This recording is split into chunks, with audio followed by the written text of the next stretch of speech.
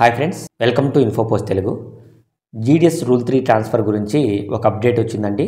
దాని గురించి ఈరోజు మీకు చెప్తాను. అంతకంటే ముందుగా చాలామంది అయితే వీడియోని పూర్తిగా చూడకుండా కామెంట్ చేస్తున్నారండి. నేను ఎంతో కష్టపడి వీడియోని మీకు అనుగుణంగా 5 మినిట్స్ బిలోనే ఉండేలా నేను ప్లాన్ చేసుకుంటూ మీకు టైం వేస్ట్ చేయకుండా చేస్తున్నాను. కానీ పూర్తిగా వీడియో చూడకుండానే కామెంట్ చేస్తున్నారు. మీరు పూర్తిగా వీడియో చూస్తేనే మీరు చేసే కామెంట్స్కు ఖచ్చితంగా దాంట్లో ఆన్సర్ ఉంటుంది. కానీ మీరు పూర్తిగా చూడకుండానే కామెంట్ చేస్తున్నారు. దయచేసి వీడియోని స్కిప్ చేయకుండా పూర్తిగా చూడండి. మనం ఈరోజు చూసుకున్నట్లయితే రూల్ 3 ట్రాన్స్ఫర్ గురించి మనకు చర్చలు అయితే జరుగుతున్నాయండి.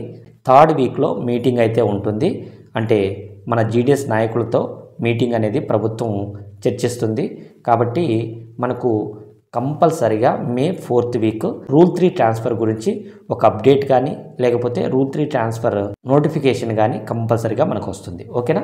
దయచేసి అంతవరకు అయితే మీరు వెయిట్ చేయండి. రూల్ 3 ట్రాన్స్ఫర్ గురించి నేను 4th వీక్ నుంచి మీకు ప్రతి డౌట్ కూడా నేను క్లారిఫై చేయడం జరుగుతుంది. బీపీఎం నుంచి ఏబీపీఎంకి వెళ్ళాలి, ఏబీపీఎం నుంచి బీపీఎంగా ఎలా వెళ్ళాలి అనేది అన్నీ కూడా మీకు వివరంగా అప్పుడైతే చెప్పగలుగుతాను. మనము ఇప్పుడు రిలీజ్ డేట్ చూసుకున్నట్లయితే కంపల్సరిగా మే లాస్ట్ వీక్ అయితే ఖచ్చితంగా ఉంటుందండి. జూన్ వరకు కూడా పోదు. మే లాస్ట్ వీక్ అయితే మనకు రూల్ 3 ట్రాన్స్ఫర్ గురించి ఖచ్చితంగా ఒక అప్డేట్ అయితే ఉంటుంది. ఓకేనా? నెక్స్ట్ ఎలా అప్లై చేసుకోవాలి అంటే మీరేమీ అప్లై చేయాల్సిన అవసరం ఉండదండి.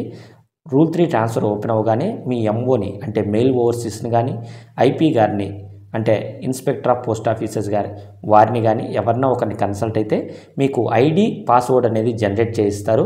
మీరు ఐడి పాస్వర్డ్తో డైరెక్ట్గా లాగిన్ ఓపెన్ చేసుకొని అప్పుడు మీకు అనుగుణంగా ఏ పోస్టులు ఖాళీ ఉన్నాయో అక్కడ మీరు సెలెక్ట్ చేసుకుంటే సరిపోతుంది. నేను రూల్ 3 ట్రాన్స్ఫర్ పోర్టల్ ఓపెన్ అయిన వెంటనే మీకు అది ఎలా చేయాలో కూడా నేను వివరంగా చెప్తాను. నెక్స్ట్ పోలీస్ వెరిఫికేషను కంపల్సరీనా అడుగుతున్నారు. పోలీస్ వెరిఫికేషన్ అయితే 100% కావాలి అండి. Next 10th class board certificate verification కూడా అవ్వాలి.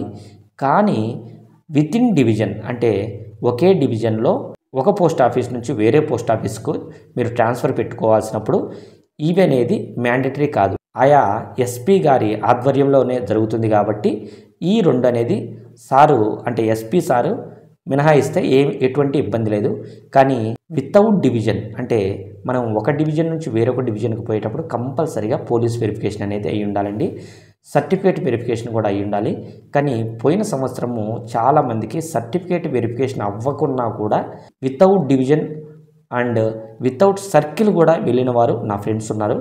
కాబట్టి ఇప్పుడైతే సర్టిఫికేట్ వెరిఫికేషన్ అనేది అంత మ్యాండేటరీ కాదేమోనని అనిపిస్తుంది. కానీ మనకు గైడ్లైన్స్లో కంపల్సరీగా police verification certificate verification compulsory అయి ఉండాలనేది మనకు గైడ్లైన్స్లో ఉంది. ఓకేనా? కానీ పోలీస్ వెరిఫికేషన్ మాత్రం వితౌట్ డివిజన్ వితౌట్ సర్కిల్ కంపల్సరీగా పోలీస్ వెరిఫికేషన్ అయి ఉండాలి. నెక్స్ట్ ఈ పోలీస్ వెరిఫికేషన్ ఎలా అవుతుందని మనకు ఎలా తెలుస్తుంది అంటే కంపల్సరీగా పోలీస్ అధికారి మీకు కానీ మీ ఇంట్లో వారికి కానీ కన్ఫర్మ్గా ఇన్ఫార్మ్ చేస్తారు. ఓకేనా? చేసి వెరిఫికేషన్ అయిపోతుంది అని అంటేనే మీకు కంప్లీట్ అయిపోతుంది. ఓకేనా?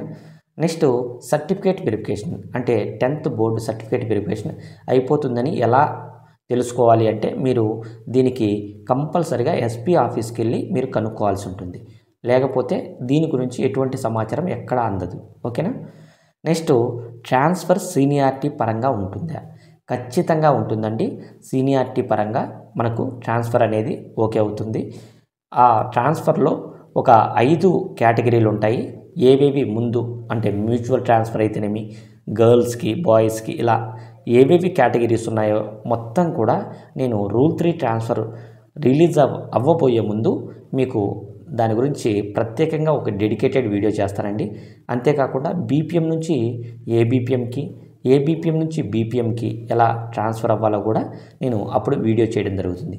దయచేసి ఛానల్ అయితే ఫాలో అవ్వండి. మీకు ఎటువంటి డౌట్ ఉన్నా కామెంట్ చేయండి. ఓకేనా? Thank you.